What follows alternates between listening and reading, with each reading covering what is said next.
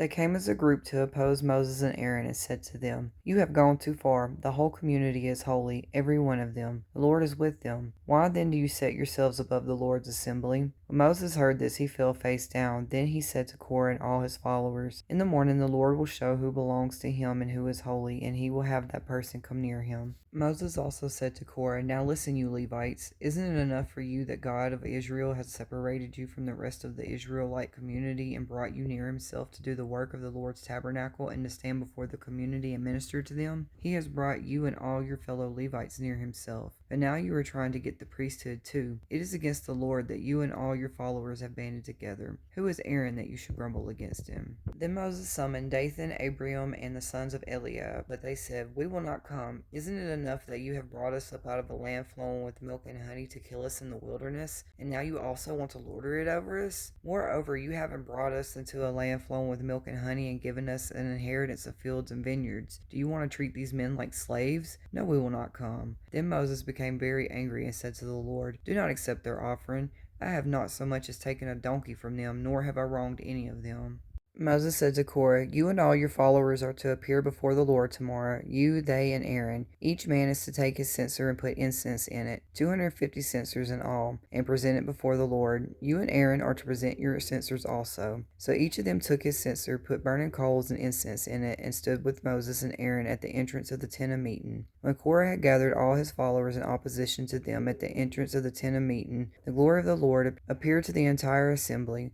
The Lord said to Moses and Aaron, "Separate yourselves from the assembly so I can put an end to them at once." But Moses and Aaron fell face down and cried out, "O God, the God who gives breath to all living things, will you be angry with the entire assembly when only one man sins?" Then the Lord said to Moses, "Say to the assembly, move away from the tents of Korah, Dathan, and Abriam." Moses got up and went to Dathan and Abriam, and the elders of Israel followed him. He warned the assembly, "Move back from the tents of these wicked men. Do not touch anything belonging to them, or you will be swept away because of all their sins." Then Moses said, "This is how you will know that the Lord has sent me to do all these things, and that it was not my idea. If these men die a natural death and suffer the fate of all mankind, then the Lord has not sent me. But if the Lord brings about something totally new, and the earth opens its mouth and swallows them with everything that belongs to them, and they go down alive into the realm of the dead, then you will know that these men have the Lord with contempt."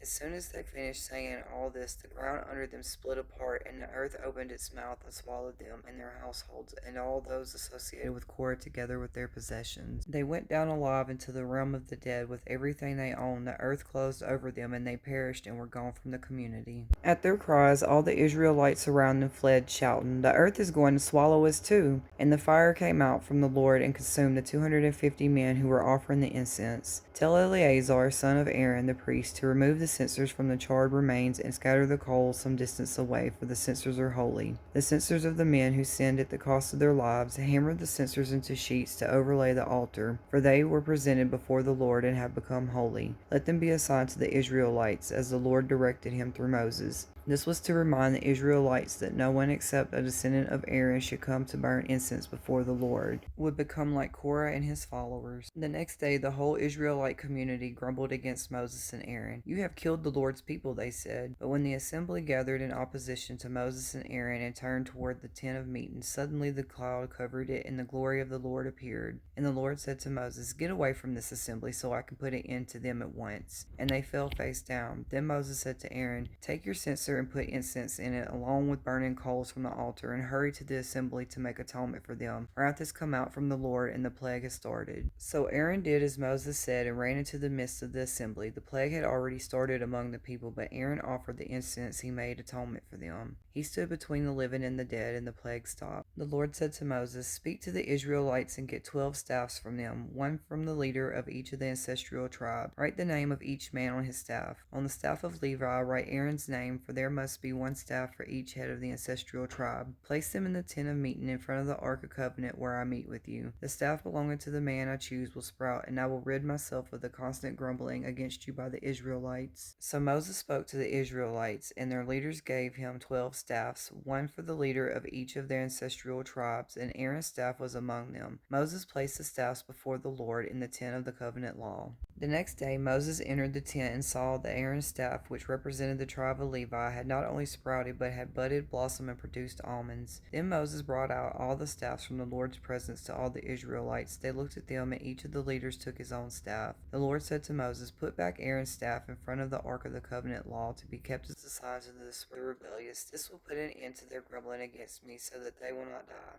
Moses did just as the Lord commanded him. The Israelites said to Moses, "We will die. We are lost. We are all lost. Anyone who even comes near the tabernacle of the Lord will die. Are we all going to die?" The Lord said to Aaron, "You and your sons and your family are to bear the responsibility for the offenses connected with the sanctuary, and you and your sons alone are to bear the responsibility for offenses connected with the priesthood. Bring your fellow Levites from your ancestral tribe to join you and assist you when you and your sons minister before the tent of the covenant law. They are to be responsible to you and are to perform all the duties of the tent, but they must not go near the furnishings of the sanctuary of the altar. Otherwise, both they and you will die. You are to be responsible for the care of the sanctuary and the altar, so that my wrath will not fall on the Israelites again, but only you and your sons may serve as priests in connection with everything at the altar and inside the curtain. I am giving you the service of the priesthood as a gift. Anyone else who comes near the sanctuary is to be put to death."